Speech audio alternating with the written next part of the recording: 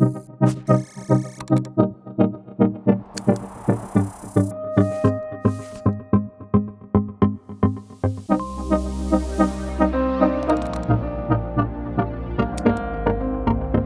part de bâtiments plutôt dans un style années 70. On a envie de leur donner un grand coup de jeune, avec la nécessité bien entendu de passer à une performance énergétique meilleure. Et on a un peu plus de 400 logements à travailler. On est en site occupé, donc bien sûr les enjeux c'est de déranger le moins possible les personnes qui y habitent. Ce qui était intéressant, c'était d'intégrer le BIM dès le début. C'est un conception-réalisation.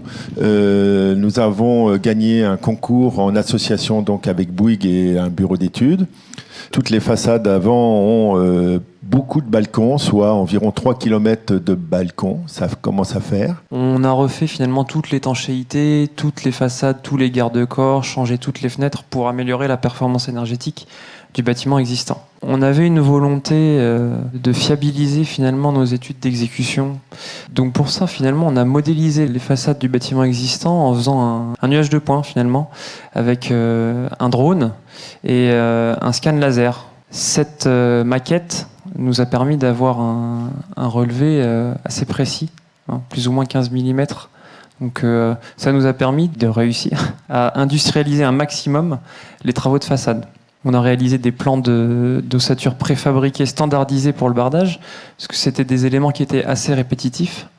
L'intérêt du BIM pour nous, là, sur ce projet-là, ça a été de standardiser et de déranger le moins possible les locataires. Finalement, sur un balcon d'une trentaine de mètres, on réalisait les travaux de dépose du garde-corps, pose du nouveau garde-corps et pose des ossatures bois en une journée. Et il y a eu aussi un point important qui est la communication avec les gens qui habitent. Et pour ça, vous avez réalisé un logement témoin. C'est un appartement témoin réel qui est réalisé. Et pour faire la communication avec les résidents, nous avons rajouté l'ensemble des informations du projet avec les différentes fiches techniques, soit de la menuiserie, soit des volets, soit les fiches techniques des mitigeurs de l'évier. Le but étant pour les résidents de pouvoir accéder à cette visite virtuelle avec un QR code ou depuis l'accès d'un site internet.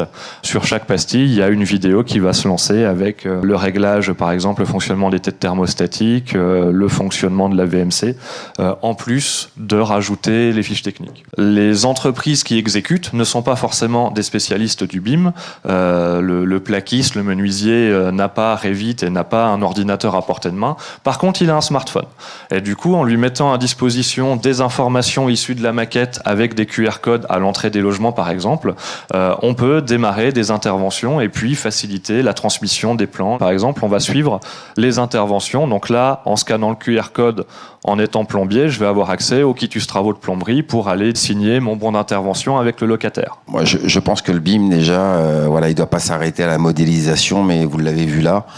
Le data de ce qui se passe autour est important. On se rend compte que ça évolue et que on va finir par y arriver à ce que chaque compagnon puisse en tout cas se servir d'une maquette numérique sur le chantier via les outils numériques qui sont de plus en plus abordables et en tout cas plus en plus sophistiqués mais plus en plus faciles à se servir.